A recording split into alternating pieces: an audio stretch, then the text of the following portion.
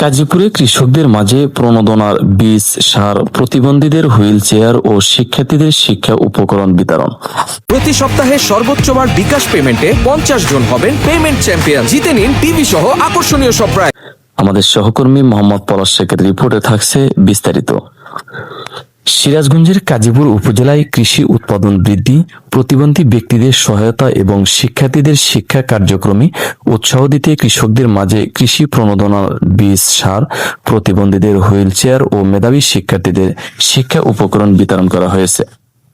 শনিবার 4 জুলাই উপজেলা পরিষদ প্রাঙ্গণে আয়োজিত অনুষ্ঠানে উপজেলা কৃষি অফিসের উদ্যোগে 2025-26 অর্থ বছরের খরিফ 2 মৌসুমের কৃষি প্রণোদনার কর্মসূচির আওতায় এসব উপকরণ বিতরণ করা হয়।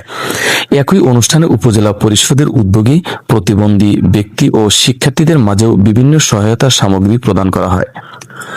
অনুষ্ঠানে প্রধান অতিথি হিসেবে উপস্থিত থেকে বিতরণ কার্যক্রমের উদ্বোধন করেন সিরাজগঞ্জ 1 কাজীপুর আসনের সংসদ সদস্য মোহাম্মদ সেলিম রেজা।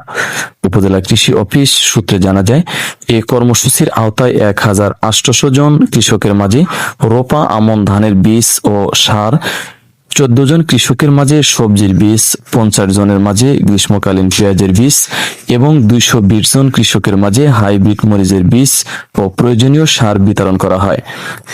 এছাড়াও উপজেলা পরিষদের উদ্যোগে 14 জন প্রতিবন্ধী ব্যক্তির হাতে হুইল চেয়ার এবং 250 জন মেধাবী শিক্ষার্থীদের মাঝে খাতা, ব্যাগ, পেন্সিল সহ বিভিন্ন শিক্ষা উপকরণ তুলে দেওয়া হয়। অনুষ্ঠানে বিশেষ অতিথি হিসেবে উপস্থিত ছিলেন কাজীপুর উপজেলা নির্বাহী কর্মকর্তা মোহাম্মদ মোস্তাফিজুর রহমান, উপজেলা কৃষি কর্মকর্তা শরীফুল ইসলাম, কাজীপুর থানার officer in charge OC S M. Mostafizur Rahman, উপজেলা বিএনপির সাবেক সাধারণ সম্পাদক ও সাবেক মেয়র আব্দুস সালাম, উপজেলা বিএনপির সাবেক সাধারণ সম্পাদক অ্যাডভোকেট রবিউল ইসলাম এবং উপজেলা বিএনপির সাংগঠনিক সম্পাদক মিজানুর রহমান বাবলু সহ বিভিন্ন দপ্তরের কর্মকর্তা, জনপ্রতিনিধি, রাজনৈতিক নেতৃবৃন্দ ও উপকারভোগীরা উপস্থিত ছিলেন।